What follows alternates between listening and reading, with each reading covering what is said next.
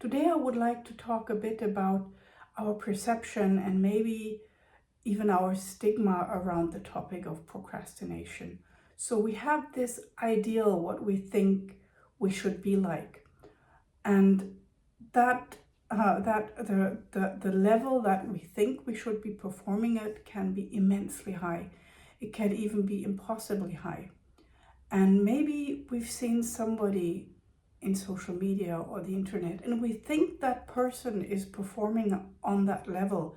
Maybe they have that kind of success. Maybe they have stuck to the diet. Maybe they seemingly have it all together. But what I would like to ask you today is, and I'll give you the questions, and I would ask you at the end of the video, take a few minutes time to ponder on that and write and give it some thought and write your answers.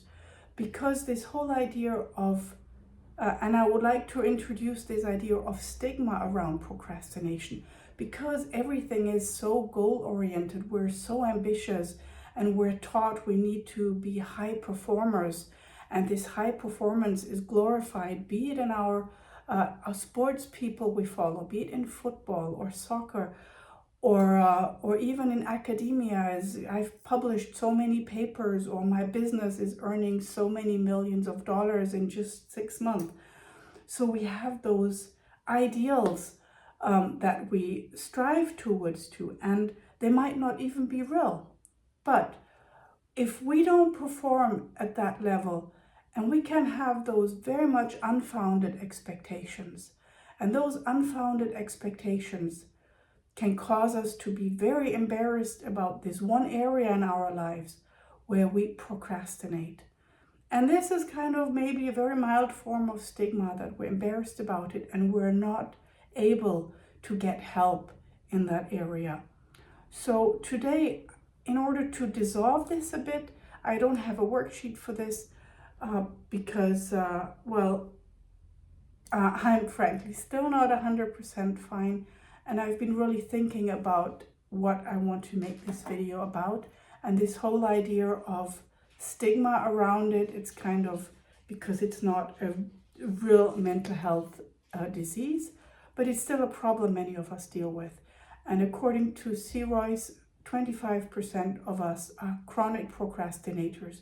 And this chronic procrastination has serious impact on our stress levels, on our confidence level, but also on our mental health level, on our mental health levels.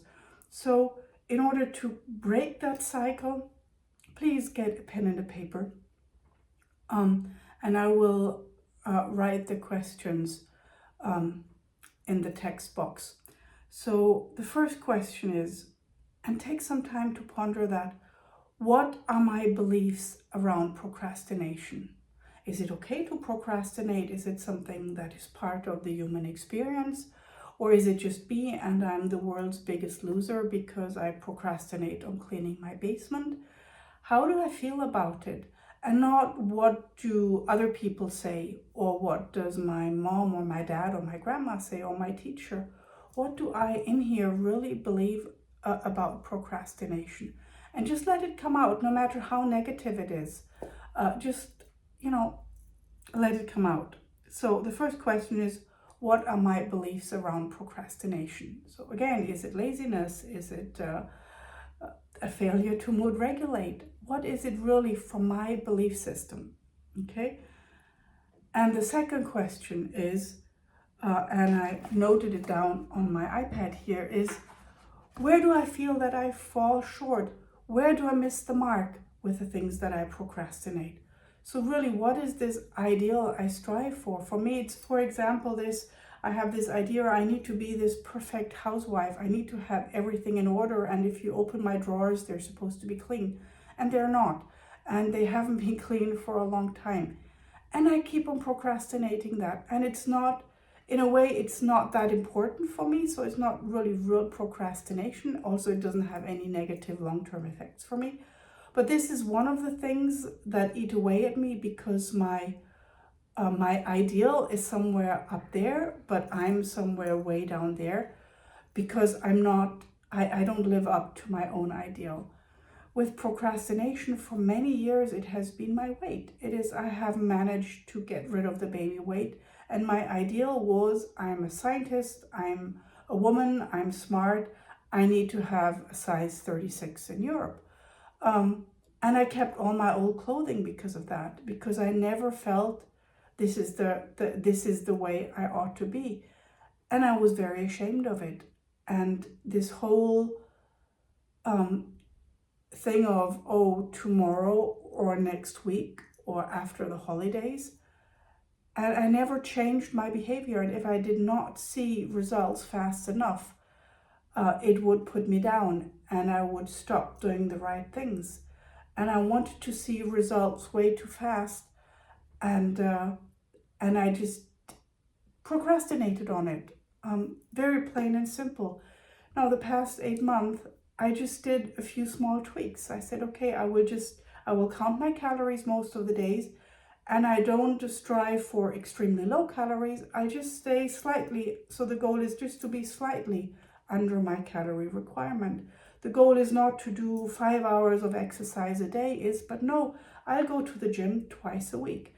So it's those small tweaks that broke the whole procrastination cycle, where I said, okay, my goal is not the outcome of I fit into this clothing size again, but my goal is a process goal, the process of doing the right thing, of eating slightly below my calorie requirement and going to the gym 2 or 3 times a week. So the second question is, where do I fall short? Where do I miss the mark? In my own head. And this has nothing to do with reality, because both of those questions it's not reality what we see in social media or what we perceive other people to be, because they did not grow up the way we did. They do not have our brains, they don't have our bodies, so we cannot really compare ourselves to them. And so the third thing I wrote down for today is that procrastination is also, it's not only the failure to mood regulate or putting the short-term mood repair over the long-term outcome. It is also a habit, and we've practiced it. And this is something I used to tell my clients when I was still a therapist in Switzerland. I would tell them a lot. If you had practiced that habit or the anxiety you have or the procrastination you have, if you had practiced that, if you had practiced, for example, to play the violin instead or the piano, the last 15 years where you practiced your procrastination, if you had practiced piano instead, you would be a really good pianist. So it's just something you've practiced a lot. So the thought behind this is, we can also practice not to procrastinate. We can practice to start taking small, tiny actions towards our goal. And that if it's weight loss, it can be something small, drinking tea instead of something sweet. It can be, joining a gym and actually going twice a week. Or if it's your online business, instead of having those super high goals, how perfect you want your videos or your social media to be, it can be the process goal of just creating something and publishing it. And this is what I have done today. So again, the 2 questions I would like you to think about, and I will do the same thing after this video, is number 1, what are my beliefs around procrastination? What do I truly believe? And not what do people want me to believe, or what does Gwen say procrastination is, but what do you believe around it? And then number 2, where do you feel you fall short? Where do you miss the mark? And just write those things down. And then think about how ridiculous some of them are. And where do those benchmarks come from? And we'll talk more about it in a future video. But those are just things that are important, because often we have those ideals that are just not realistic. And so if we start thinking about where those benchmarks come from, about our looks, about our performance, about where we're supposed to be financially, or how perfect our household should look like, or how well behaved our dog should be, or the way our garage, our basement should look like, where do those beliefs come from? Maybe they come from a commercial you've seen, or maybe it was your grandmother who said the basement should be so clean, you should be able to eat from the floor of it. Or, where do those beliefs come from? And this is what I would like you to question when you answer those questions. Because often it is just something we've caught somewhere or somebody said, and it has nothing to do with our day-to-day life and our reality. So I hope to see you tomorrow again. And sorry that today was just talking about it, but I think it's a very important conversation to have about procrastination, because again, we have so many judgmental people out there that never had health issues or chronic health issues, that never had mental health issues, and they just say, oh, it's just, you need to get your act together. And it's not that simple. So where do your beliefs come from, and where do you feel you fall short? And then think about, where does that benchmark comes from? So see you tomorrow, and thank you so much. Bye.